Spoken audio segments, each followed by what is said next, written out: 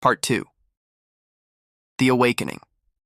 Morning came with sunlight streaming through the barracks windows, not with the harsh blast of a whistle or the shouts of guards. Yuki woke slowly, luxuriously, to the sound of birds singing outside. For a moment, she forgot where she was. Then memory crashed back. The war, capture, the ship, America, and she sat up abruptly. Around her, other women were stirring. Some were already up, standing by the windows and staring out at the camp with expressions of wonder and confusion.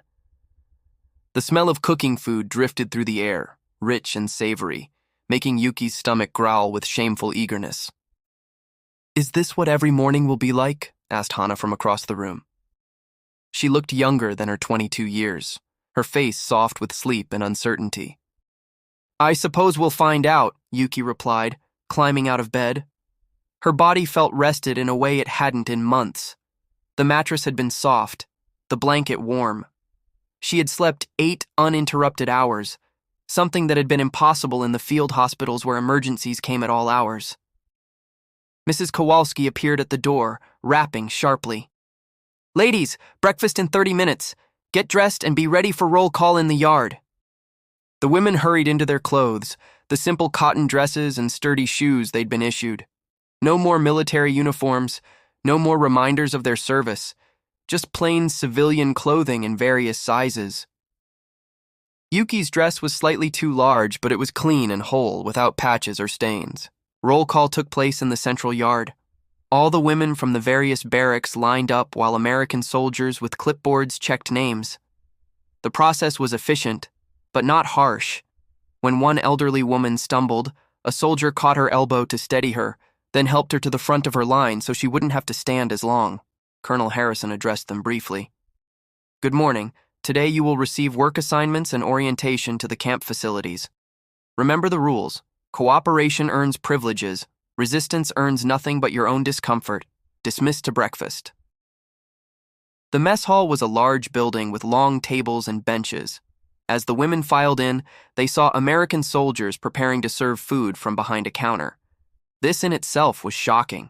In Japan, prisoners served themselves if they got food at all.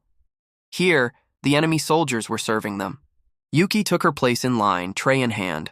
The first soldier spooned scrambled eggs onto her plate, bright yellow and steaming. The next added strips of bacon, crispy and glistening with fat. Then toast with jam.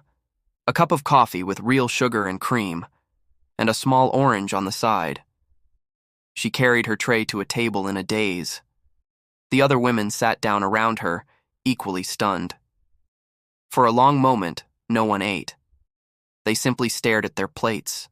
"This is more food than my family ate in a week," whispered a woman named Tomoko, who had been a clerk in the naval office. "My little sister died last winter from starvation. And we prisoners eat like this?" The guilt was palpable, thick enough to choke on. How could they eat this food while their families suffered? How could they live in comfort while Japan burned? But hunger won out over guilt. Yuki took her first bite of eggs and the taste exploded across her tongue. Rich, buttery, seasoned perfectly. She hadn't tasted eggs this good since before the war. The bacon was crispy and salty, the toast warm and sweet with jam. Even the coffee, which she had never much liked, tasted wonderful with real sugar and cream. Around her, women ate with tears streaming down their faces. The contradiction was unbearable, comfort and guilt twisting together until neither could be felt purely. After breakfast, they were divided into work groups. Yuki, because of her medical training, was assigned to the camp hospital along with several other nurses. As she walked to the medical building with her group, she noticed details she had missed the night before. The camp had a small school building where, she learned, children of the staff were taught. There was a chapel with a simple cross on the roof, gardens where vegetables grew in neat rows, a rec hall where, through the windows, she could see pool tables and bookshelves. Volleyball nets stood in open yards. Everything spoke of a long-term, organized, almost livable situation. The hospital was small but well-equipped.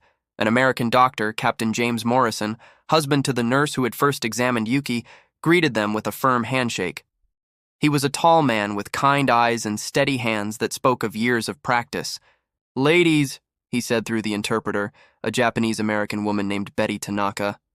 "I'm glad to have you here.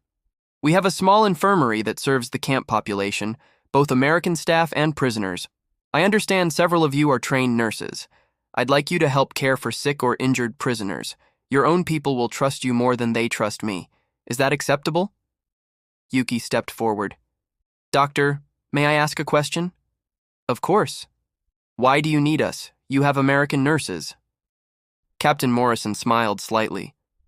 "Because good medical care requires trust. Your fellow prisoners are terrified of us. They've been told we'll torture them or experiment on them. But they might trust you. And everyone deserves good medical care, regardless of which side of this war they're on." The simple humanity of his answer left Yuki speechless. She nodded and followed him into the examining room. The work was familiar and comforting.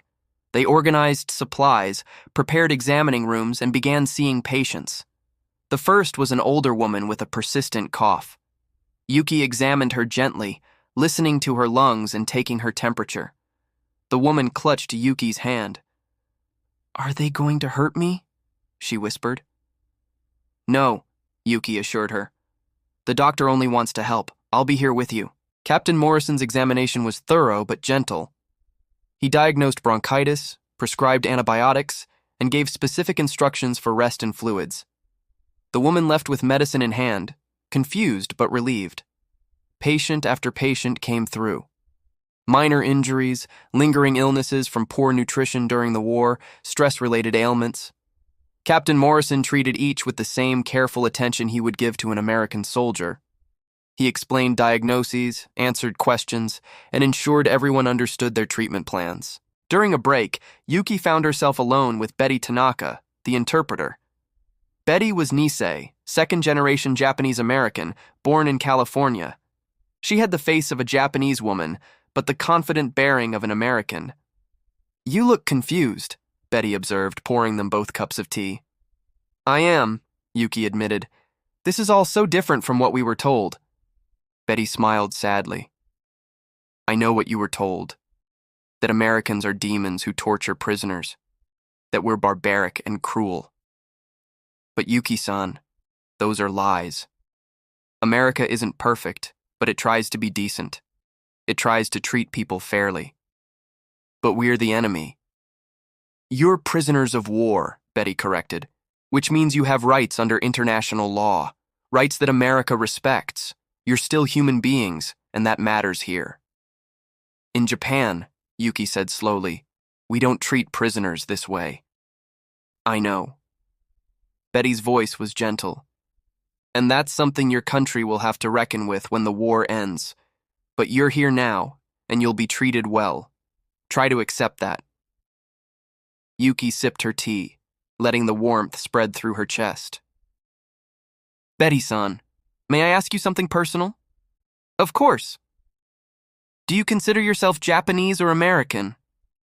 Betty thought for a moment. "Both, and neither. I'm something new, I think. I have Japanese blood and American freedom. It's complicated." She paused, then added, "My family was sent to an internment camp, you know, when the war started, because we looked like the enemy." Yuki's eyes widened. "They imprisoned you too?" "Not me. I joined the army before that happened. But my parents, my siblings. Yes. America isn't perfect, Yuki-san. We make mistakes, terrible mistakes. But we also try to correct them. That's what makes us different." The conversation stayed with Yuki through the rest of her shift. As she cleaned instruments and prepared for the next day, she thought about Betty's words. A country that made mistakes but tried to correct them. What a strange concept. In Japan, the emperor and the military could do no wrong. Questioning was betrayal. But here, even Americans questioned their own government. That evening, after another substantial meal, the women of Barrack 7 gathered in their common area. Someone had found a deck of cards and a game was underway. Others wrote letters home, carefully crafting words that would pass the censors while trying to reassure families. Yuki sat with Sachiko and Hana talking quietly. "I worked in the garden today," Sachiko said. "We planted vegetables, tomatoes, beans, lettuce. The American supervisor, a woman named Margaret, showed us how to prepare the soil. She treated us like students, not prisoners. She even praised my work. I was assigned to the kitchen, Hana added. We helped prepare lunch. The food, Yuki-san, the amount of food they have, whole rooms filled with sacks of flour and sugar, coolers filled with meat and vegetables. I've never seen such abundance, and this is just for a small camp. What must the rest of America be like? Yuki shared her own experiences in the hospital. The three women sat in silence for a while, each processing what they had learned. We're going to lose the war, Sachiko finally said. Aren't we? Yes, Yuki replied. We already have lost. We just don't know it yet back home. How can Japan fight a country with such resources? Hana wondered aloud. We were starving our own people to feed the army, and still we didn't have enough. But America feeds everyone, including its enemies, and still has plenty left over. The mathematics of defeat were becoming clear. This wasn't just a matter of military strength. It was industrial capacity, agricultural production, social organization. America had built a machine that could wage war without destroying itself. Japan had consumed itself from within, burning everything to keep the military functioning while civilians starved. What will happen to us when the war ends? Sachiko asked. We go home, Yuki said. If home still exists. Will we tell people what we've seen here? Would they believe us? The question hung in the air, unanswerable. How could they explain this experience to people who had never left Japan? How could they describe abundance to those who knew only scarcity? How could they talk about freedom to those who had known only obedience? Mrs. Kowalski appeared in the doorway holding a box. Ladies, I have something for you. Letters from home. The room erupted. Women crowded around her, reaching for envelopes with their names written in familiar hands. Yuki's heart leaped when she saw her mother's careful script. She took the letter with trembling hands and returned to her bed to read in private. The letter was short, restricted by censorship and paper shortages. But her mother's voice came through clearly. My dear Yuki, we received word that you are a prisoner in America. This brings relief and sorrow together. Relief that you are alive. Sorrow that you are in enemy hands. Your father prays for you daily. Your younger brother has been conscripted. Food is scarce, but we manage. Be brave, daughter. Remember your duty. We await your return. With love, mother. Yuki read the letter 3 times, memorizing every word. Her brother conscripted. Food scarce. The war was eating Japan alive, consuming its children and leaving families to starve. And here she sat, well-fed and safe in the land of the enemy. The guilt threatened to crush her. She shouldn't be comfortable. She shouldn't be healthy. While her family suffered, she ate bacon and eggs. While her brother marched toward probable death, she slept in a soft bed. But beneath the guilt stirred something else. Anger. Why should she feel guilty for being treated like a human being? Why should basic dignity feel like betrayal? If Japan truly cared for its people, wouldn't it ensure they had enough to eat? Wouldn't it provide for families before sending their sons to die? These were dangerous thoughts, treasonous thoughts. But Yuki couldn't push them away. The evidence surrounded her. America, the enemy, treated its prisoners better than Japan treated its own citizens. What did that say about the righteousness of their cause? Around her, other women read their letters. Some cried. Others sat in stunned silence. One woman, Keiko, the former head nurse, stood up suddenly. This is wrong, she announced to the room. My letter says my daughter is sick from malnutrition. My daughter is starving while I eat like a queen. How can we accept this? What choice do we have? Someone replied. We can refuse their food. We can show them we're not animals to be bought with full bellies.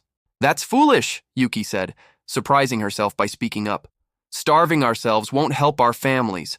It will only hurt us, and it won't change the fact that Japan cannot provide what America has.